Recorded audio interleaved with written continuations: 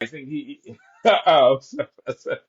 um, Obama would say, I think he needs to be sent to Timbuktu. Somebody says that is interesting. That needs to be unpacked and debated.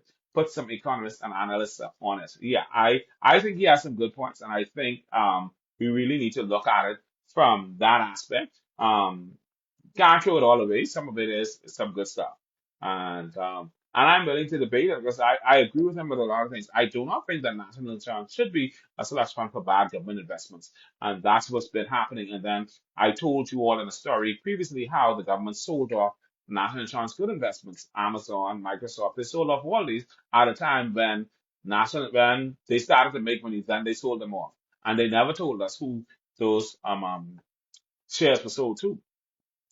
Gangsterism. Anyway, there's another story that I need to read to you. I think this is on 242 in the note, but this one was by an anonymous person, and it says sexual assault. It says, "Good afternoon, everyone.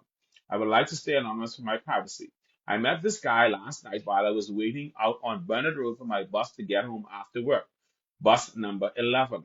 I had been waiting for at least 45 minutes to an hour when this black Honda slowed down and stopped in front of me. The driver rolled down his window and asked me if I needed a ride. He said he had passed me the first time while heading to drop off a package and had to pass by me again to get home. And he noticed I was still there. I told him I was waiting on the bus, and he said, "Man, I doubt any more buses are running at this time on a Sunday. You can be out here waiting all night. You sure you don't need a ride?" He had pulled off the road and onto the grass. I was contemplating and a bit anxious because at this point it was already dark out and walking would have taken an hour. He saw me hesitant and said, "It's your decision, love. I just don't want you walking. Some serious times and people crazy out here. I only want to make sure you're straight." After thinking some more, I finally got up and walked over to the passenger side. He opened the door for me from the inside and I got in. He asked me how far we were going and I told him my location. He said, "Oh, Max, you ain't far from me."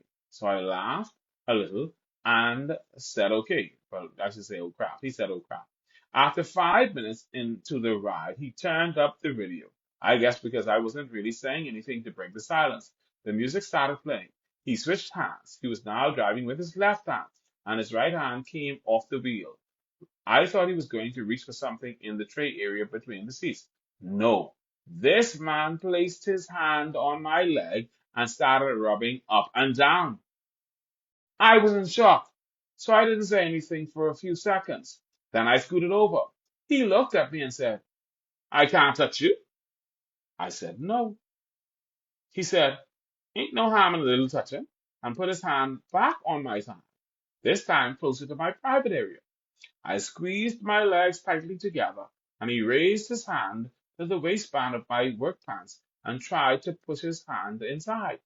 All this while driving. I was crying and telling him I wasn't comfortable with him touching me and to let me out.